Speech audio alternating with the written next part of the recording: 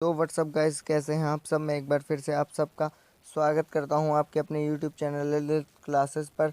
तो गाइस, आज की इस वीडियो में हम पढ़ने वाले हैं आपका क्लास 10th का जियोग्राफी का चैप्टर नंबर 1, जो कि है आपका संसाधन एवं विकास। इस चैप्टर को आज हम पढ़ने वाले हैं। तो गाइस, ये जो है वीडियो का थर्ड पार्ट है।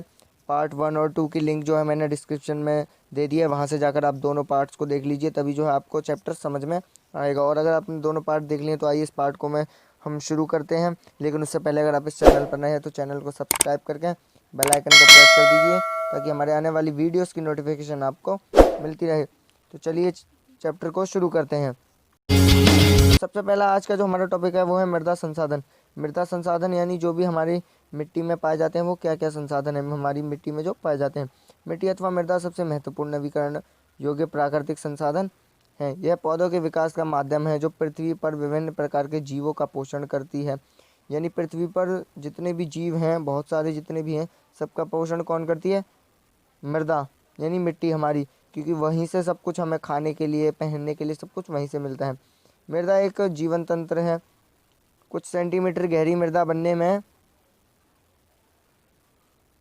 लाखों वर्ष लग जाते हैं। यानी मृदा क्या है कि बहुत टाइम लगता है इसको बनने में, इसलिए हमें जो है इसका यूज़ बहुत सोच समझ कर करना चाहिए। मृदा बनने की प्रक्रिया में उच्चावच जनक शैल अथवा संस्तर शैल, जलवायु, वनस्पति और अन्य जैव पदार्थ और समय मुख्य कारक हैं। यानी मृदा बनने में बहुत सी चीज़ें चाहिए होती हैं, उन्हीं के बेस पर जो है हमारी मृदा बनकर तैयार होती है कि मृदा कैसी होगी, काली होगी, जलोढ़ होगी। इन सब के बेसिस पर हमारी मृदा जो है वो डिपेंड करती है। सबसे पहले उच्चावच यानी वहाँ की ऊंचाई, यानी पठार पर है या नीचे हैं। उसके बाद जनक शैल, उसके बाद जो हमारे संस्तर शैल हैं, वहाँ की जलवायु कैसी है, नमी युक्त है, मरुस्थली है, कैसी वहाँ की जलवायु है, वनस्पति कैसे हैं, और बहुत सारे जन्य पदार्थ। उन सब के बेसिस पर जो है ये पता चलता है कि वहाँ की मिट्टी कैसी होगी। प्रकृति के अनेकों तत्व जैसे तापमान परिवर्तन, बहते जल की क्रिया, पवन, हिमनदी और अपघटन क्रियाएं आदि मृदा बनने की प्रक्रिया में योगदान देती है। यानी जो भी आपकी नदी है, आपका नदी तंत्र है, हिम नदियाँ हैं, पवन आपकी जो चलती है, ये सब क्रियाएं मृदा बनने में महत्वपूर्ण भूमिका निभाती हैं। उसके बाद मृदा में होने वाले रासायनिक और जैविक परिवर्तन भी महत्वपूर्ण है। यानी जो उसमें केमिकली और जैविकली यानी फिजिकली जो भी चेंज होते हैं मिट्टी में, उस सबसे ही मिट्टी का निर्माण होता है। मृदा जैव और अजैव दोनों प्रकार के पदार्थों से बनती है। उसके बाद मृदा बनने की प्रक्रिया को निर्धारित करने वाले तत्वों, उनके रंग, गहराई, गठन, आयु व रासायनिक और भौतिक गुणों के आधार पर भारत की मृदाओं के निम्नलिखित प्रकार हैं। यानी हम जो है भारत की मृदाओं के बारे में पढ़ेंगे कि भारत में कितनी मृदा है। तो अब जो हमारा नेक्स्ट टॉपिक है वो है मृदाओं का वर्गीकरण। यानी मृदा जो है हमारे देश में कैसे कैसे वर्गीकृत है। तो हमारे देश में जो है वो 6 प्रकार की मृदाएँ पाई जाती हैं। आपको दिख रहा होगा साइड में। तो 6 प्रकार की मृदाएँ जो हैं वो भारत में पाई जाती हैं। तो उनके बारे में पढ़ें तो भारत में अनेक प्रकार के उच्चावच, भू आकृतियाँ, जलवायु और वनस्पतियाँ पाई जाती हैं। इसी कारण अनेक प्रकार की मृदाएँ विकसित हुई हैं। तो सबसे पहले यहाँ पर हम पढ़ेंगे आपकी जलोढ़ मृदा के बारे में। यह मृदा विस्तृत रूप से फैली हुई है और यह देश की महत्वपूर्ण मृदा है। यानी मृदा जो है वो पूरे भारत में लगभग अधिकतर 45% भाग में फैली हुई है और यह देश की सबसे महत्वपूर्ण मृदा है। वास्तव में संपूर्ण उत्तरी मैदान जलोढ़ मृदा से बना है। यह मृदा हिमालय की 3 महत्वपूर्ण नदी तंत्रों सिंधु, गंगा और ब्रह्मपुत्र नदियों द्वारा लाए गए निक्षेपों से बनती हैं। यानी वो ये 3 नदियाँ, सिंधु, गंगा और ब्रह्मपुत्र, ये 3 नदियाँ जो भी बहाकर लाती हैं कंकड़ पत्थर, उनसे जो है इस मिट्टी का निर्माण होता है, जलोढ़ मिट्टी का। एक सकड़े गलियारे के द्वारा ये मृदाएँ राजस्थान और गुजरात तक फैली हैं। पूर्वी तटीय मैदान विशेषकर महानदी, गोदावरी, कृष्णा और कावेरी नदियों के डेल्टे भी जलोढ़ मृदा से बने हैं। यानी जलोढ़ मृदा जो है वो बहुत ज़्यादा फैली हुई है भारत में। लगभग भारत के 45% क्षेत्र में जलोढ़ मृदा है। उसके बाद जलोढ़ मृदा में रेत, सिल्ट और मृत्तिकाओं के विभिन्न अनुपात पाए जाते हैं। यानी अलग अलग जो अनुपात हैं वो इनके पाए जाते हैं भारत की अगर मृदा की बात करें, जलोढ़ मृदा की।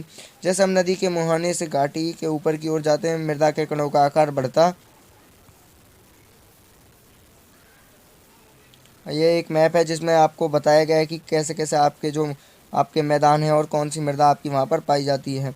तो जहाँ पर ये ग्रीन है आपका, जो कि जम्मू कश्मीर आपके इलाके हैं, इन सब में वन और जंगल हैं आपके। तो यहाँ से आप समझ सकते हैं अच्छी तरीके से डायग्राम से। तो आगे पढ़ते हैं। तो चला जाता है, यानी जो भी जैसे हम नदियों के पास रहेंगे तो जो जलोढ़ मृदा के कण हैं वो तो छोटे छोटे रहेंगे, लेकिन जैसे जैसे हम ऊपर की तरफ बढ़ते जाएंगे कण जो हैं वो मोटे मोटे होते जाएंगे। नदी घाटी के ऊपर भाग में जैसे ढाल भंग के समीप मोटे कण वाली मृदाएं पाई जाती हैं, यानी जो ढाल होती है और जैसे जैसे ऊपर जाते हैं वहाँ पर हमें मोटी प्रकार की कण जो होते हैं वो मोटे मिलते हैं। ऐसी मृदाएं पर्वतों की तलहटी पर बने मैदानों जैसे द्वारचो क्षेत्र और तराई के आमतौर पर पाई जाती हैं। कणों के आकार पर या घटक के अलावा मृदाओं की पहचान उनकी आयु से भी होती है, यानी कणों का आकार हम देखें और उनकी पहचान के लिए हम क्या क्या देखते हैं, एक दूसरी चीज़ जो उनकी आयु है, यानी वो कितनी पुरानी और कितनी नहीं है। आयु के आधार पर जलोढ़ मृदाएं दो प्रकार की हैं, ये आपको याद रखना है। एग्जाम्स के में आपके में जो है वो क्वेश्चन आता है रिलेटेड। पुराना जलोढ़ बांगर और नया जलोढ़ खादर, यानी पुराना जो जलोढ़ है उसे, जो पुरानी जलोढ़ मिट्टी है उसे बांगर कहा जाता है, ये आपको याद रखना है। और जो नई जलोढ़ मिट्टी है उसे खादर कहा जाता है। यहाँ पर आप दोनों नाम देख सकते हैं। बांगर मृदा में कंकड़ ग्रंथियों की मात्रा ज़्यादा होती है। अब बांगर मृदा में क्या होता है कि जो कंकड़ हैं और राख है और जो मोटे मोटे कण हैं उनकी मात्रा ज़्यादा होती है। खादर मृदा में बांगर मृदा की तुलना में ज़्यादा महीन कण पाए जाते हैं। और जो आपकी नई मृदा है, जो नई बनकर तैयार हुई है खादर मृदा, उसमें मिट्टी के कण बहुत महीन महीन होते हैं। जलोढ़ मृदाएं बहुत उपजाऊ होती हैं। अधिकतर जलोढ़ मृदाएं पोटाश, फास्फोरस और चूना युक्त होती हैं, यानी इनमें जो है सारे पोषक तत्व पाए जाते हैं जो इनको गन्ने, चावल, गेहूं और अन्य अनाजों और दलहन फसलों की खेती के लिए उपयुक्त बनाती हैं। अधिक उपजाऊपन के कारण जलोढ़ मृदा वाले क्षेत्र में गहन कृषि की जाती है। गहन कृषि यानी वहाँ पर जो है बहुत सारे हाई तौर पर, यानी हाई टेक्नोलॉजी का उपयोग करके खेती की जाती है, बहुत सारी आधुनिक तकनीकों का, और बड़े पैमाने पर खेती की जाती है बड़े क्षेत्र में, और जहाँ जनसंख्या घनत्व भी अधिक है। और ये मृदाएं कहाँ पर पाई जाती हैं, जहाँ पर बहुत ज़्यादा जनसंख्या होती है, ताकि ये सब चीज़ों की आपूर्ति कर सके जो भी वहाँ के खाद्यान्न की चीज़ें हैं। सूखे क्षेत्रों की मृदाएं अधिक क्षारीय होती हैं। इन मृदाओं का सही उपचार और सिंचाई करके इनकी पैदावार बढ़ाई जा सकती है। यानी जो मृदाएं बेसिक होती हैं, यानी आपकी क्षारीय होती हैं, उनमें क्या होता है कि अगर उनका सही से उपचार करें, सिंचाई करें, इनमें जो है अगर इन्हें थोड़ा ध्यान से हम रखें तो इन पर भी हम खेती कर सकते हैं। उसके बाद जो हमारी दूसरी मृदा है वो है काली मृदा। इन मृदाओं का रंग काला है और इन्हें रैगड़ मृदाएं भी कहा जाता है, यानी इनको रैगड़ मृदा भी हम कह सकते हैं काली मृदा को। काली मृदा कपास की खेती के लिए उचित समझी जाती है और काली कपास मृदा के नाम से भी जानी जाती है। यानी ये जो मृदा है इसको कपास के लिए सबसे ज़्यादा अच्छा माना जाता है। यह माना जाता है कि जलवायु और जनक शैलों के ने काली मृदा के बनने में महत्वपूर्ण योगदान दिया है, यानी जनक शैल जो होते हैं हमारे, और उसके बाद वहाँ की जलवायु, इन दो चीज़ों के कारण जो है हमारी काली मृदा बनकर तैयार होती है। इस प्रकार की मृदाएं दक्कन पठार, बोसाल्ट क्षेत्र के पश्चिमी भागों में पाई जाती हैं और लावा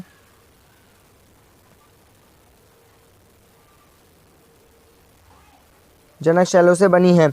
यानी ये जो मृदाएं हैं, जो काली मृदा है, वो हमारे जो जनक शैल हैं, जो ज्वालामुखी से निकलकर उत्पन्न होते हैं, या फिर हमारे जो आग्नेय शैल होते हैं, उनसे जो है ये बनती है। ये मृदाएं महाराष्ट्र, सौराष्ट्र, मालवा, मध्य प्रदेश और छत्तीसगढ़ के पठार पर पाई जाती हैं। यानी ये मृदाएं जो हैं वो हमारे महाराष्ट्र में, सौराष्ट्र में और इन सब राज्यों में जो है मुख्य तौर पर पाई जाती हैं, और दक्षिण पूर्वी दिशा में गोदावरी और कृष्ण नदियों की घाटियों तक फैली हैं। और और जो हमारी पूर्वी दिशा है उसमें कहाँ तक फैली हुई हैं, गोदावरी तक, कृष्ण नदियों तक और इन सब की घाटियों तक ये फैली हुई हैं। काली मृदा बहुत महीन कणों अर्थात मृत्तिका से बनी है। इसकी नमी धारण करने की क्षमता बहुत होती है। इसके अलावा ये मृदाएं कैल्शियम कार्बोनेट, मैग्नीशियम, पोटाश और चूने जैसे पौष्टिक तत्वों से परिपूर्ण होती हैं। यानी ये जो मृदाएं होती हैं इनमें नमी की मात्रा बहुत अधिक होती है। ये जो है बहुत जल्दी पानी को सोख लेती हैं, और आपको अगर मैं बताऊं तो ये कीचड़ युक्त भी होती हैं इसी वजह से, क्योंकि ये पानी को, तो अगर कुछ भी पानी इनके पास आएगा तो उसे तुरंत सोख लेंगी। और इनमें जो है पानी की बहुलता होती है, बहुत ज़्यादा पानी इनमें होता है, परंतु इनमें फास्फोरस की मात्रा कम होती है। गर्म और शुष्क मौसम में इन मृदाओं में गहरी दरारें पड़ जाती हैं, जिससे इनमें अच्छी तरह वायु मिश्रण हो जाता है। यानी जो इनमें दरारें पड़ती हैं वो भी इनके लिए अच्छा है, क्योंकि आप सोचते होगे कि वो पानी सूखे, लेकिन वो पानी सूखा नहीं। इससे क्या होता है कि उनके मिट्टी के कणों के बीच जो है वो ऑक्सीजन अच्छी तरह से और जो नाइट्रोजन है वो पहुंच जाती है। गीली होने पर ये मृदाएं चिपचिपी हो जाती हैं और इनको जोतना मुश्किल होता है, इसलिए इसकी जुताई मानसून प्रारंभ होने की पहली बौछार से ही शुरू कर दी जाती है। यानी जैसे ही मानसून शुरू हुआ वो लोग जो हैं काली मृदा को जोतना शुरू कर देते हैं, क्योंकि बाद में दलदल जैसी हो जाती है। उसके बाद जो अन्य मृदा है, हमारी तीसरी मृदा, वो है लाल और पीली मृदा। तो मृदा दक्कन पठार के पूर्वी और दक्षिणी हिस्से में रवेदार आग्नेय चट्टानों और कम वर्षा वाले भागों में विकसित हुई है, यानी जहाँ पर कम वर्षा होती हो और आग्नेय चट्टानों के कारण जो है ये मृदा बनी है। लाल और पीली मृदाएं ओडिशा, छत्तीसगढ़, मध्य गंगा मैदान के दक्षिणी छोर पर और पश्चिमी घाट में पहाड़ी पद पर पाई जाती हैं। इन मृदाओं की लाल रंग रवेदार आग्नेय और रूपांतरित चट्टानों में लोह धातु के प्रसार के कारण होता है। यानी इनका लाल रंग और पीला रंग क्यों होता है? क्योंकि इनमें जो है लोहे के कणों की मात्रा बहुत ज़्यादा होती है। इनका पीला रंग इनमें जलयोजन के कारण होता है।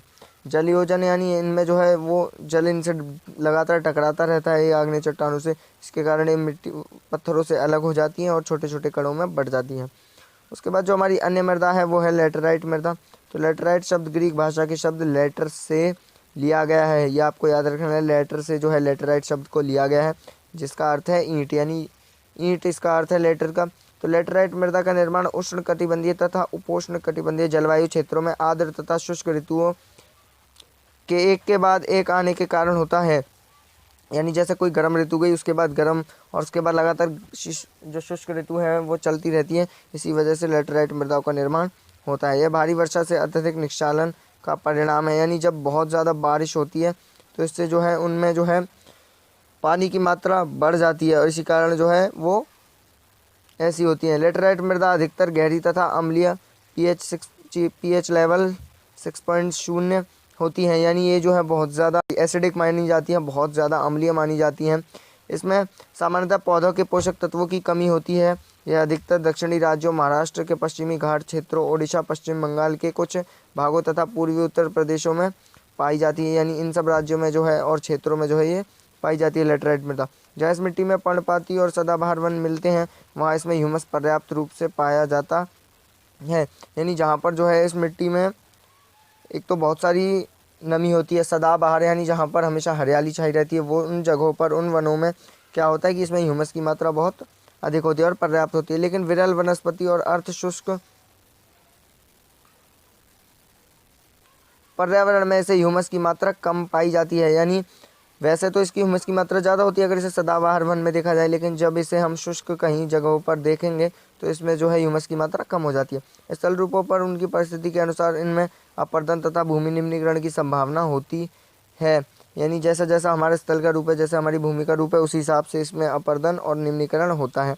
मृदा संरक्षण की उचित तकनीक अपना कर इन मृदाओं पर कर्नाटक, केरल और तमिलनाडु में चाय और कॉफ़ी उगाई जाती है। इन मृदाओं पर क्या होता है कि कर्नाटक जो हमारे दक्षिणी राज्य हैं, केरल, तमिलनाडु, इन सब राज्यों में वहाँ पर चाय और कॉफ़ी उगाई जाती है इसी भूमि पर। तमिलनाडु, आंध्र प्रदेश और केरल के लाल लेटराइट मृदाएं काजू की फसल के लिए अधिक उपयुक्त हैं।